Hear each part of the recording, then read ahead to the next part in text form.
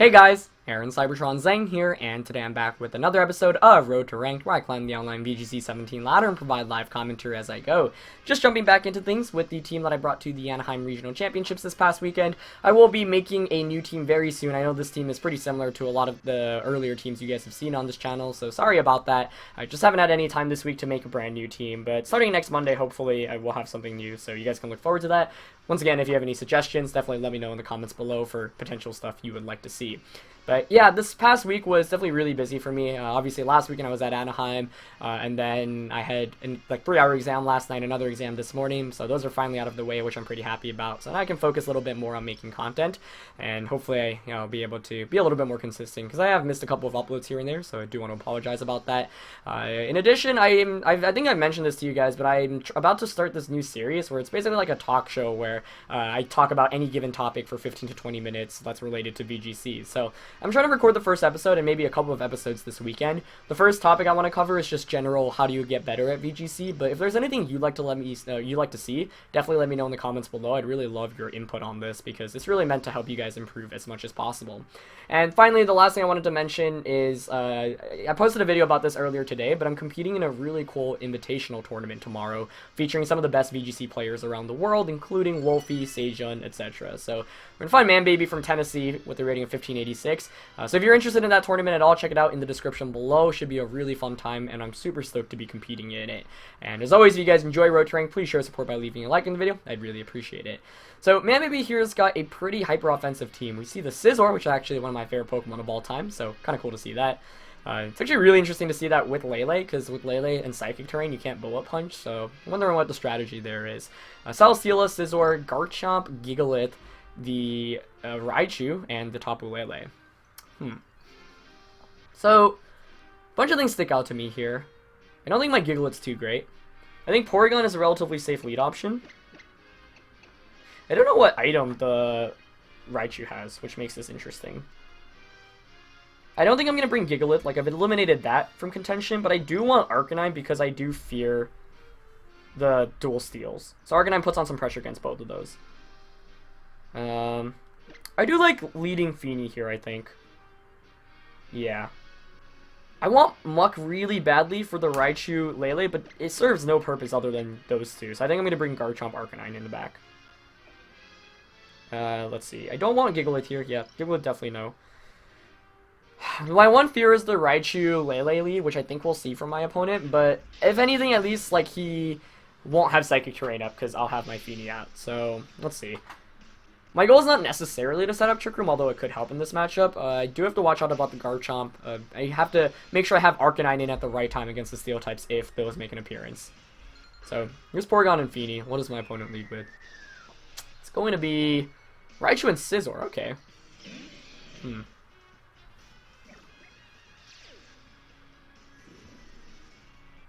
Yeah, I'm definitely more worried about the Raichu right now.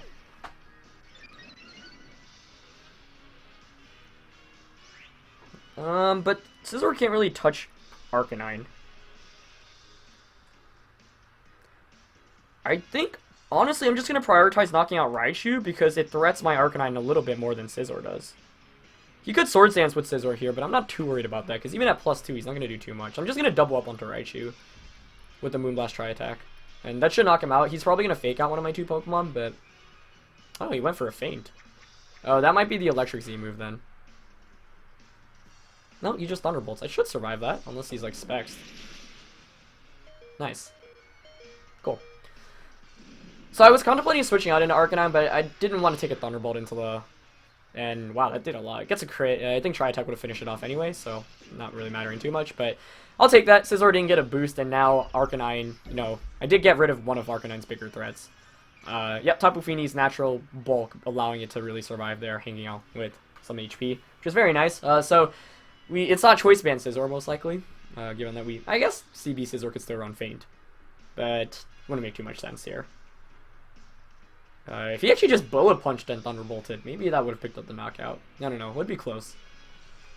It's not Life Orbed either. Ooh, we actually see Gigalith come in, that's very nice. Because I've got Garchomp and I've got Arcanine in the back. Do I even need Feeny here? I don't think so, honestly. I am worried about like a weakness policy activating. I don't think there's much my opponent can do if I just switch Porygon out into Garchomp and protect Feeny, though. Because then I just threaten the Gigalith slot next turn. And what I can do is just Z-move Gigalith and switch out into Arcanine. And his only safe switching into my Z-move is the Celesteela, and Arcanine checks Celesteela and Scizor. I suppose he could Faint my Feeny here. I just don't want to activate a weakness policy. Maybe I'm I'm fearing something that's not really that scary. But it'd be better if he knocked out Feeny. I should have just Moonblasted there, yeah. To sack it off. I don't think he can knock out my Garchomp here, though. Whoa, U-turn. That's interesting. Stone Edge. Nice. Okay, so I guess Protect was fine. Because now he's in a very, very tricky situation. The safest play is to just Z-move. I really want to just Fire Fang Scizor, though. What could even be in the back?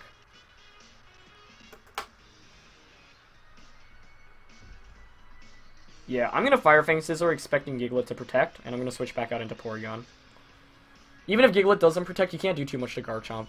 Other than, I guess, Z-move me. If he has that. But that would be a very aggressive play. Yeah, I mean, let's say even if Scizor protects, I got Porygon back in, Feeny stays alive. So, Feeny's going to switch out. I think I could have also just played it safe in Z-move, though, but I don't want Scizor, U-turning out, and I'd like to knock it out if I can. I guess it's not a big threat to me, though. Get a special attack increase, though. Oh, Wide Guard. Okay, that's fine. Wouldn't have saved him from the Ground DMZ. And a Bullet Punch. So, yeah, I'll take that. Fire Fang here should just knock out Scizor. Very nice. I have Fire Fang mainly for Kartana, because obviously it's 4 times super effective, but it was actually really important to have on my team, because at Regionals I ran into a lot of Celesteelas. So having a way to check Celesteelas was very nice. And not check it, but you could at least pressure it a little bit more. And Garchomp comes in the back from him. So that's very nice to see.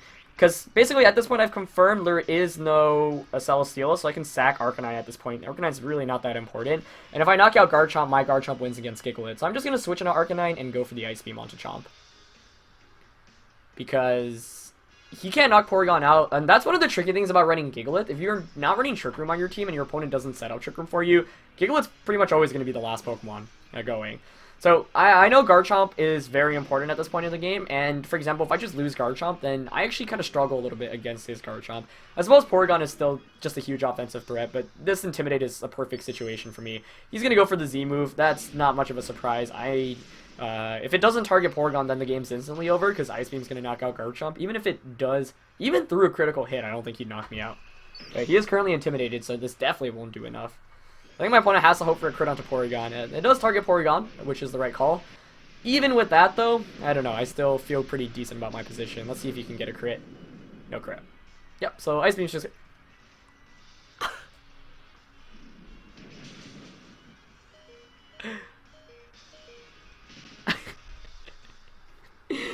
Wow, I don't think I've been Sandvilled by Garchomp since 2012 or 2013.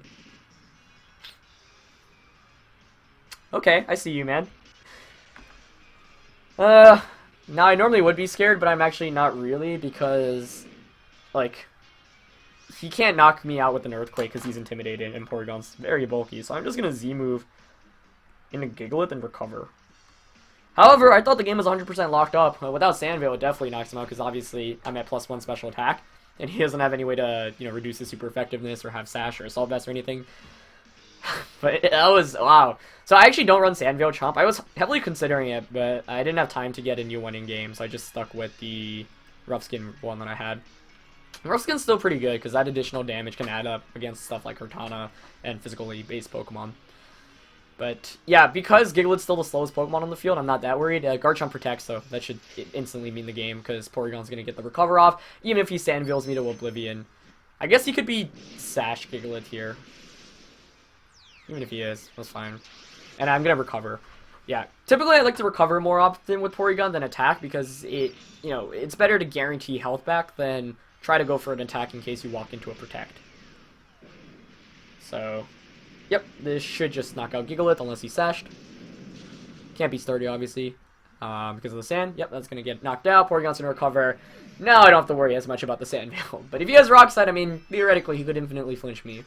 Although I don't even think, like, yeah, Rock Slide at -1 against my Garchomp is going to do nothing. So I don't think my opponent really has an out here.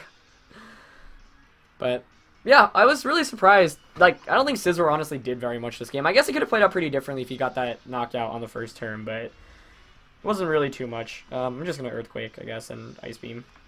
Yeah. I wonder whose Garchomp is faster. He's going to Earthquake. Yeah, I'm pretty sure I would have survived an Earthquake last turn anyway, so there was no reason not to recover. Yeah, oh god, Porygon takes that so well. Maybe I should have, because he is faster than me, maybe I shouldn't have Earthquake, because if I miss Ice Beam here... Yeah, okay, I don't. The better play actually would have been to Trick Room. Instead of Ice Beaming. Like, I don't think my... Because Sandville would expire soon anyway, and he's intimidated, and I still got Feeny in the back, but I didn't play that last turn perfectly. Like, you would still need some RNG to win that one, but I could have mitigated the potential RNG by going for a Trick Room, which I probably should have. Because I don't care whose Garchomp is faster, what's more important is Porygon versus your Garchomp, and with Sandville, I know you can't flinch me if I'm going first. So if I set up Trick Room from there, then I just recover until Sand expires, which is one more turn, and win the game from there. But we do end up with a win anyway. Pretty cool to see Scizor, even though it didn't do very much. Kind of weird, like, you don't really think Fire Fang is very useful for most things, but situationally, like, it can come into play. So, yep. Just gonna look for our next opponent now. Really interesting game there. Raichu's a pretty interesting Pokemon, Alolan Raichu, and it's even more interesting because that team didn't have a Koko, which you normally see with Raichu. Instead it had Lele, so Psyche MZ is still really strong on Alolan Raichu because with Psyche Terrain you still do so much damage, but we didn't get to see its item there, obviously. I was worried about the Psyche MZ, that's why I went with the lead that I did. Muck is a really good counter to Alolan Raichu, though. It basically one-shots it with knockoff, and Raichu can't do anything in return. So I really did want to bring Muck, but obviously I was a little bit scared of the Garchomp that we saw in the back, and, you know, Celestial was enough of a concern that I felt like I needed to bring Arcanine. But we're going to find our next opponent of the day, 1664 rated opponent from Japan. Oh, this should be interesting. My opponent's running Gavin Michaels' winning team from Anaheim.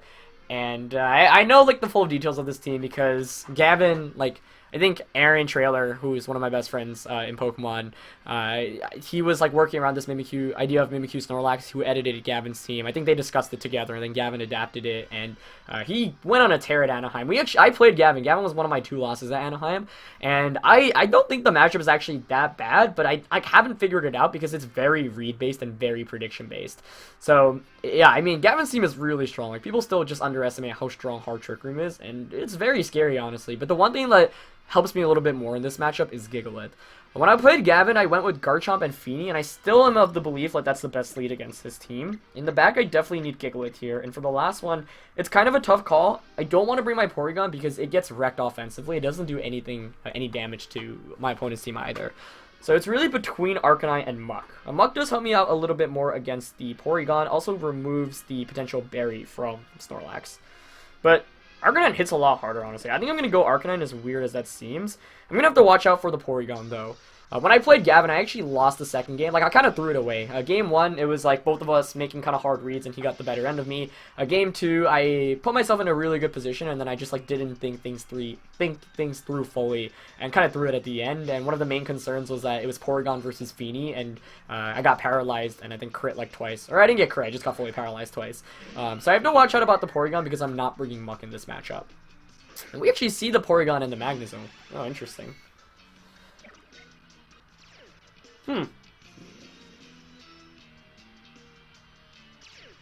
So, I would think... I don't know what item his Magnezone is either. To be honest with you, I just want an Earthquake and Muddy Water. And you're probably thinking, why would you do that? That's so dumb. Well, if it's sturdy Magnezone, he might just stay in and... I don't think he'll stay in, though. That's so risky for him to stay in. I'm gonna go for it. Unless, like, he changed Gavin's items up, which could be bad. But Earthquake covers... Yeah, he just switches out. Okay. Araquanid? Yeah. That's fine, because I do have Gigalith. And Gigalith gives all 3 of his Pokemon immense trouble, actually, so... But I could have switched into Gigalith there, and I kind of wish I did. Yeah, Earthquake not doing too much there. Okay.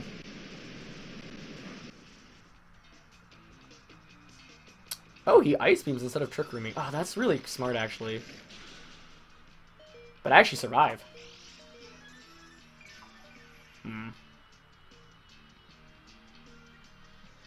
So my opponent prioritizing not setting up Trick Room because he knows I've got Gigalith in the back, which is very smart. So now I have an important decision to make. Do I want to conserve Garchomp or not? I kind of want to. I could just Z-move Porygon. Actually, yeah, let's go for that. I'm going to double up into Porygon here with Tectonic Rage and Moonblast.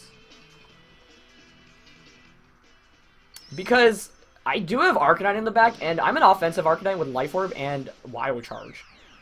And if I double up into Porygon, then he can only knock out one of my two Pokemon with a Araquanid. So he either knocks out Garchomp, takes that chip damage from Rough Skin, which could actually play into handy. Or he goes for like a Water MZ onto my Feeny, which I'd be okay with also. And this could just knock out Porygon outright, but nope, he hangs on with the Sliver of HP. Fortunately, I did double target that slot, so that's going to get knocked out.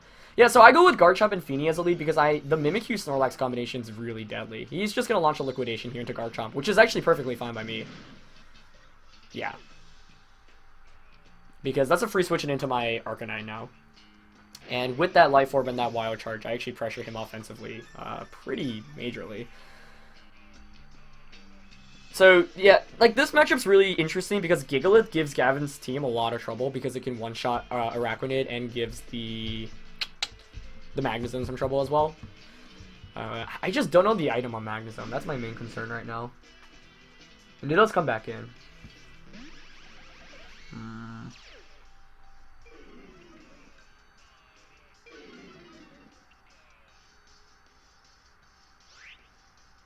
Is there any way I can play it safe here? Well, I didn't protect Feeny last turn, so I can just double protect this turn. Yeah, I don't see a downside there.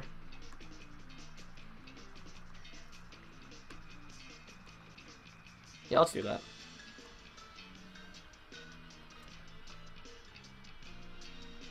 I'm basically scouting out for an Araquanid protect.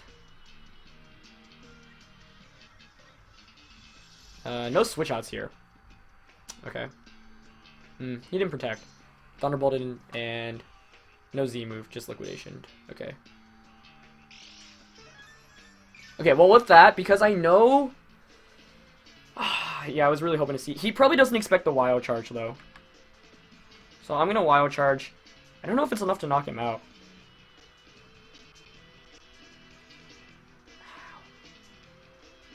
I'm going to Muddy Water here. I don't like the accuracy of Muddy Water. Oh, nice. Nice. Perfect. Oh, that's great. Actually, he could protect here. Nice. Yeah, that's part of the reason why I do run Life Orb. Nice. That's game. Or at least it should be. Because he's going to get a fake out turn, sure. But that's at the end of... That's, like, not too much of a concern. So, yeah. I'm really bummed. Like, Gavin had a really incredible run. He played very well in our set. And I really wish I could have met him in the finals at Anaheim. I'm still really sad about my loss at Anaheim, but I'm trying to get over it. Like, I haven't had really that great stream performances yet. I really feel like I'm letting myself down. So hopefully I can have a really strong tournament run later. Like, top cut both San Jose and Anaheim regionals, but lost pretty early on. And I'd love to win another regional championship, so definitely we'll try for that. But anyway, let's talk about here. I'm going to switch Arcanine out into Gigalith. Yeah. It's not over yet. Because he could have Faint. But I think I win the game solely if I just Flare Blitz and Moonblast. Yeah. Yeah, because Magnezone can't one-shot... this is Specs Magnezone, presumably, if it's Gavin's team. Yeah, my opponent just forfeits. Nice! So we end up with 2 wins. Opponents weren't, like, the highest rated, but some pretty good games there, and definitely some really cool teams. I'm glad I got the win against Gavin's team there. For reference, when Gavin and I played, I think he went Mimikyu Snorlax both times. And that's a really scary lead. What that lead kind of tries to do is set up not Z Belly Drum, just Belly Drum with Snorlax. And Mimikyu, when you use Destiny Bond with the Z move, the Ghost Z, it's basically like redirection. So because Mimikyu is really fast, it actually outspeeds everything on my team because my Garchomp's not max speed. Then it basically allows Snorlax to get a free Belly Drum off. So by leading Garchomp Feeny, first of all, he can't hit me that hard with either of his Pokemon. I mean, you could play Rough Me maybe, but that's not the, it's not the end of the world because it's not a one-shot. What Garchomp Feeny does is if you do go for the Z move and the Belly Drum first turn, and I Earthquake Muddy Water, then I just do a ton of damage immediately and I ignore the Z move outright, and then I can go from there because you can't set up Trick Room. If you do try to set up Trick Room, I do have Gigalith in the back. So, yeah. That one wasn't too bad because it was fortunate like Garchomp was able to hang on from that Ice Beam, but without a special attack increase, I do have enough EVs to guarantee that survival against 4 HP or 4 special attack Porygon. So if my opponent was more invested, maybe I got lucky with the damage roll. Even if I didn't survive that, I don't know, I don't think it would have been too bad because then I would have just been able to switch an Arcanine for free and then Wild Charge Araquanid and Calm Mind and go from there. But yeah, making Porygon or fainting, like knocking it out, made things pretty easy there. So yeah, it's gonna be it for this one. Kind of shorter episode for you guys, but with this team, games are normally a little bit long and drawn out, so hopefully you guys don't mind.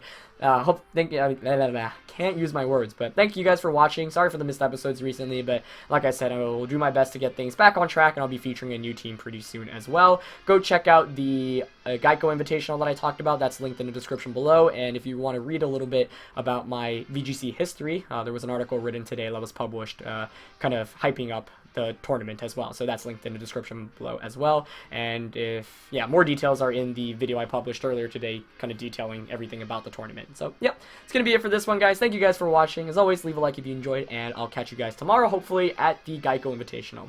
Peace.